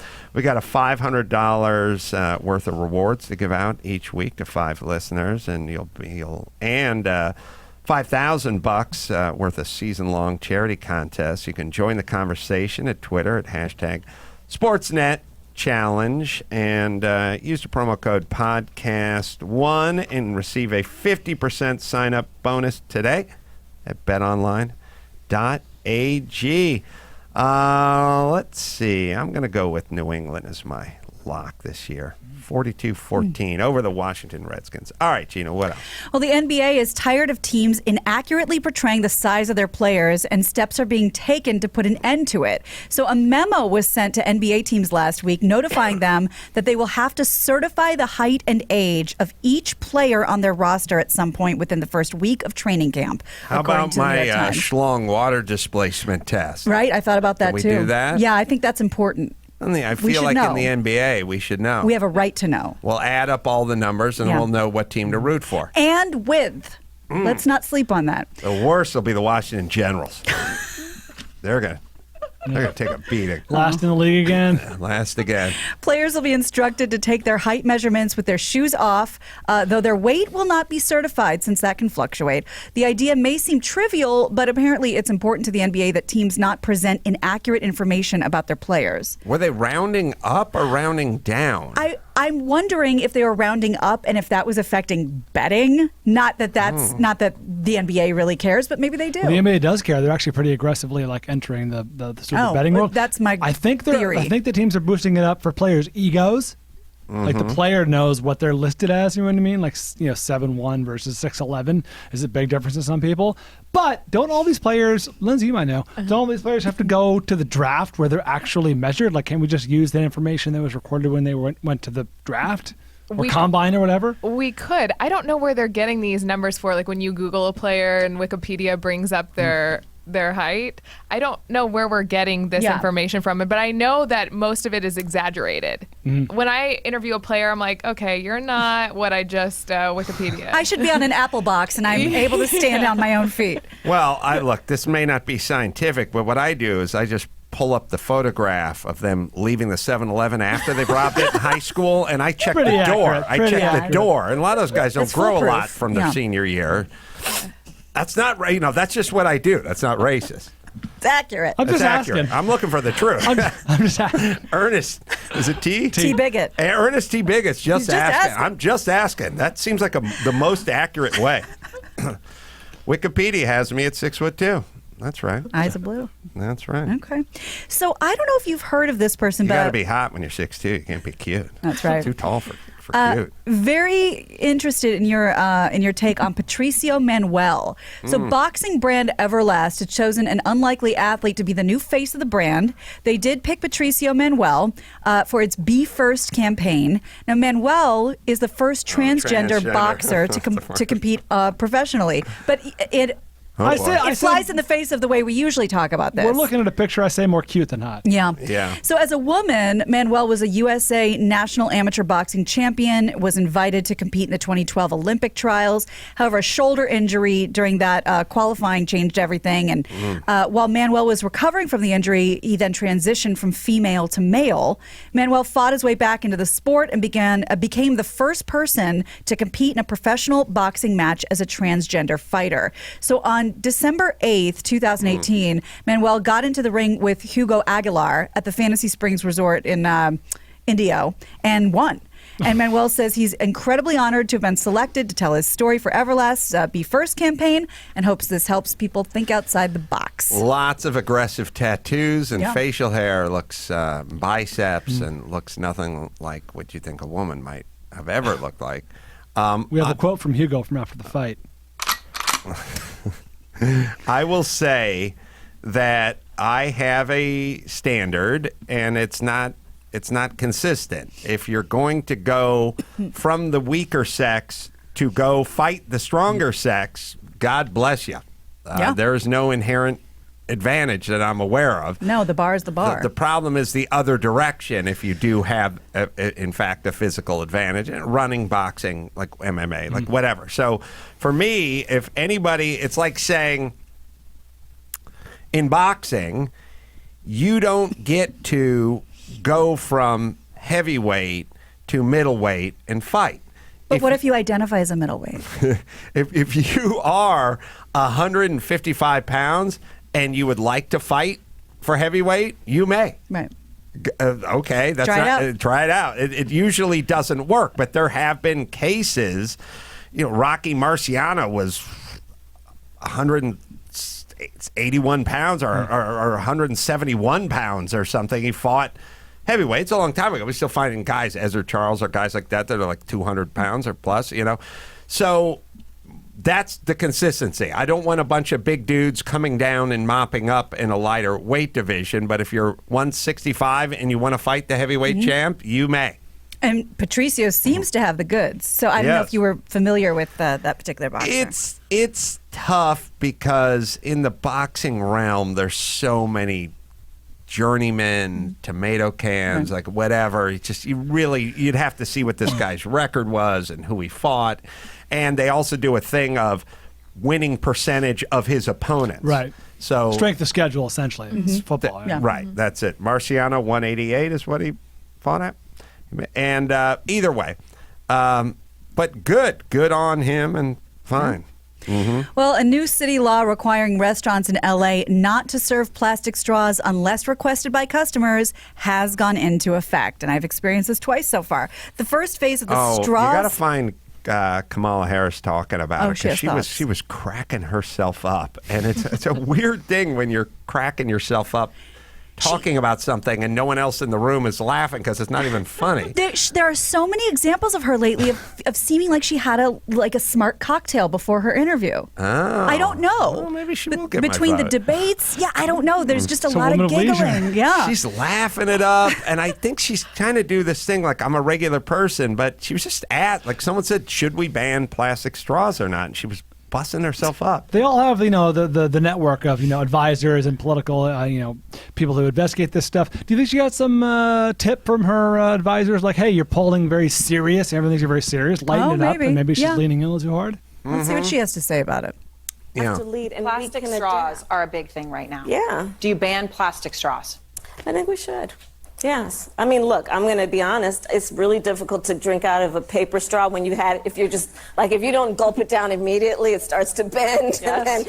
And then, the little thing catches it. And then, so we got to kind of perfect that one a little bit more. So you ban it, but rely on innovation. I mean, we got it. Yeah, innovation is a process, right? You don't just do it. Innovation is a process, but let's encourage innovation, and I think we could do a little bit better than some of those flimsy plastic straws, but we do need to ban the plastic. All right, we're gonna have. Am I right, ladies? So I have a I solution don't think to we're going to this. do better than the plastic straws, but if we could do 50%, I'll be happy. I'm on a show called Elevator Pitch, and we have entrepreneurs that come on the show, and they have 60 seconds to pitch us their idea.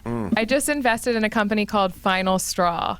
And it's a metal straw that you bring with you in a keychain, and it pops open, and it solves the solution of not using plastic or not using paper. How do you clean it? Dishwasher. Yeah. Oh. Dishwasher safe. I said the same thing on this show. Why don't we just use stainless steel straws like we do for forks and knives and shit that goes in the dishwasher? Because dumb people are going to impale themselves. Somebody already died on a horse. Number one.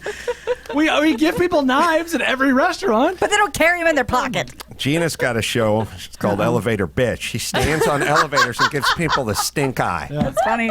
And then she always pushes a lower floor than what they push. She waits for them to go and push like 18, and she pushes 3. And then I just stare. And then stares at them. Yeah.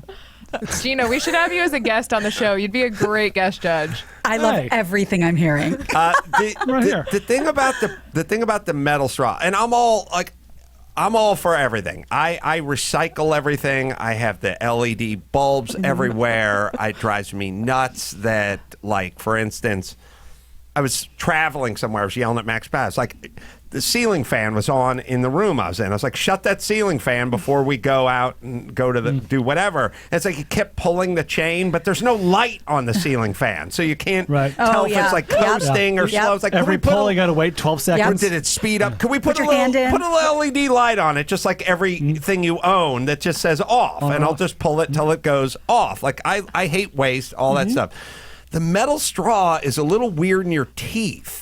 For me, that's kind of my thing. It's like snowflake. A little weird. So it's not as bad as the paper. I must chomp. I must like grab a little more with my teeth than normal.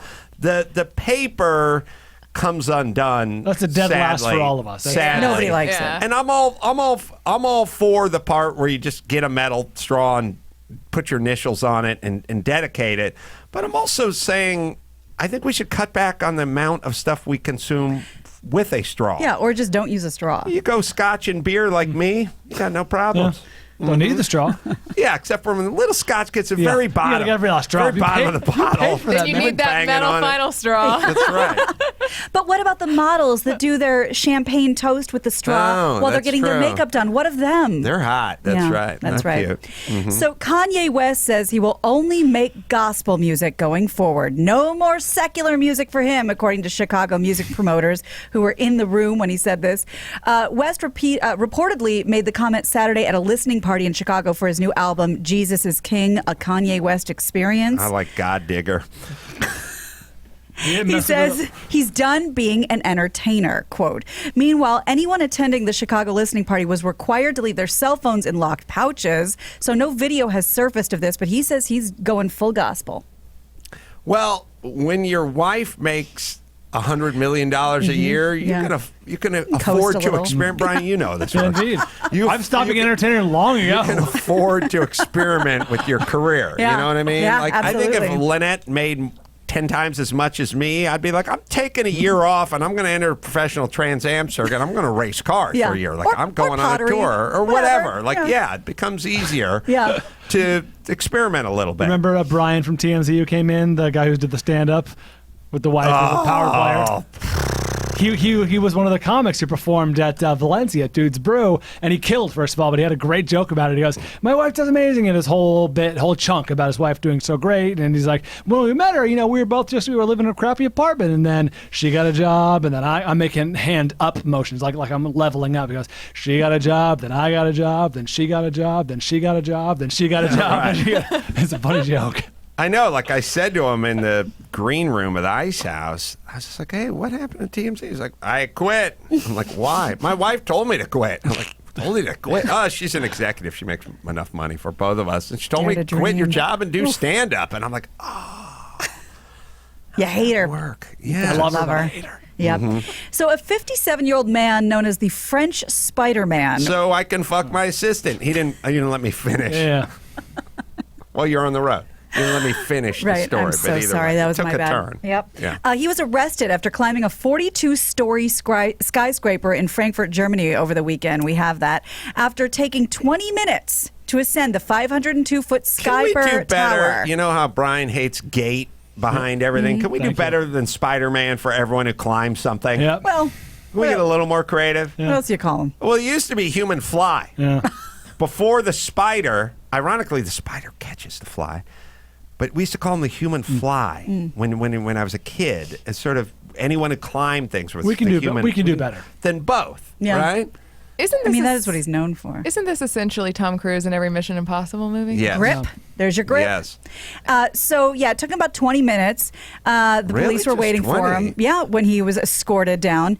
The building is made of sheer glass, but you could see there was kind of like some laddery pegs going up to the top. Over 25 years, Spider-Man Alain Robert has climbed a variety of buildings, including the world's tallest, which is 1,666 feet in Dubai. He's also climbed the Eiffel Tower, and he actually sounded a lot like you, at least with what what the idea behind it, on why this is a meditative thing that he does. Oh, we got to hear him? Yeah. Good thing is once I start climbing, I know I can put my fear aside, meaning I am focused on my target. I'm not really thinking about anything negative. And then that's a completely present moment for him scaling buildings. Well, you gotta be in the moment. You can't drift off. What I've learned from all this stuff is whenever they catch the guy, because the cops are always waiting at the top, they never meet him in the middle. They're always waiting at the top. We'll be here. The elevator at the top. They then charge him. The judge always charges him like a nickel a floor or something like that. They never really drop the hammer on you. Yeah. They do something, but it's this weird symbolic nominal thing. Yeah. And they never really throw the book at these guys. All right, let's see. Let me hit Zoro over here, ZORO.com. Find everything for your business, any size and almost any industry. Tools and equipment, safety and office cleaning supplies and more. Tons of stuff for electrical, plumbing, contracting, manufacturing, and more. They make all the tools, or they sell all the tools you need, but also all the products you need for cleaning and trash bags and trash cans and sanders and everything you need to keep your business going. Stanley, 3M, Milwaukee, Rubbermaid, just to name a few. Amazing customer service for real people based in the U.S. Fast, free shipping on orders of $50 or more. So you got a business or you just want the stuff for around the house. Visit Zoro.com/Adam. Sign up for the Zmail and get 15% off your first order. That's ZORO.com/Adam. All right, Gina, one more. All right. Well, since we have an elevator pitch judge here, I really want your opinion on this. A new electric motorcycle concept is based on the concept behind the Dyson bladeless fan.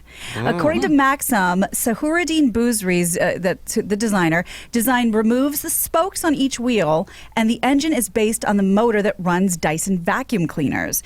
Dyson's revolutionary concept draws air in and then magnifies its power. What happened to the Dyson guy? Did he get Me Too'd and have to go away? That's a good question. I can see that guy getting a little handsy in the green room. He's with the Trivago guy. Yeah. Too intense. That guy, they found that guy drunk in his car. They did? Remember that it was story? a big scandal. Yeah. Oh, the Trivago guy? I think he was parked, but yeah, he was on the side of the road idling, yeah.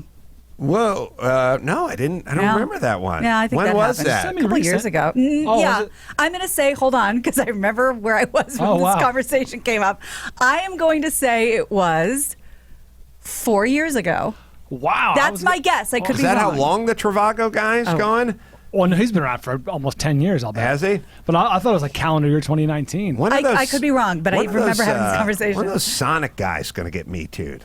Get them out Two of guys there. in the car with the tops. These two middle-aged guys arguing over a slushie. Who's talking? I can't take anymore. Who's talking out of those two? That's true.